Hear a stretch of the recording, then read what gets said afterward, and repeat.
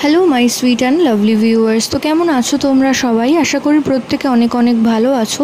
আজকে আমরা চলে এসেছি নতুন আরেকটি ইনফরমেটিভ ভিডিও নিয়ে। তো আজকে ভিডিওতে কথা বলবো গর্ভাবস্থায় এমন কিছু খাবার আছে যেগুলি খেলে গর্ভের শিশুর ত্বকের সাথে সাথে কিন্তু গায়ের চামড়ারও ক্ষতি হতে পারে এবং গর্ভের শিশুর ত্বকের চামড়া কিন্তু কালো আকার ধারণ করতে পারে। তো সেই বিষয়ে আজকের আলোচনা প্রথম থেকে শেষ পর্যন্ত সাথে থাকতে হলে অবশ্যই চ্যানেলটিকে সাবস্ক্রাইব করে রাখতে হবে এবং পাশে থাকা যে বেল আইকন রয়েছে সেটাও প্রেস করে রাখতে হবে। এতে করে কিন্তু ভিডিও আপলোডিংয়ের সাথে সাথে আপনারা নোটিফিকেশন পেতে থাকবেন।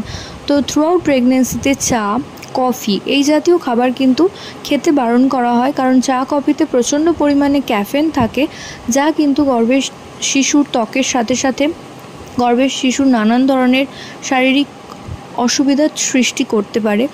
দ্বিতীয়ত, এই থ্রু আউট প্রেগনেন্সিতে কিন্তু লেমনেড সোডা জাতীয়, অর্থাৎ যেগুলোতে সোডার পরিমাণ বেশি, সেই ধরনের খাবারও কিন্তু খেতে বারণ করা হয়, কারণ এর কারণে কিন্তু গর্ভাবস্থার পরে যখন একটি শিশু ভূমিষ্ঠ হয় তার শরীরে নানান ধরনের ত্বকের মধ্যে কিন্তু দাগ লক্ষ্য করা যায়। তো এই সময় সেই জন্য গর্ভাবস্থায় সোডা বা লেমনেড জাতীয় খাবার কিন্তু খেতে বারণ করা হয়।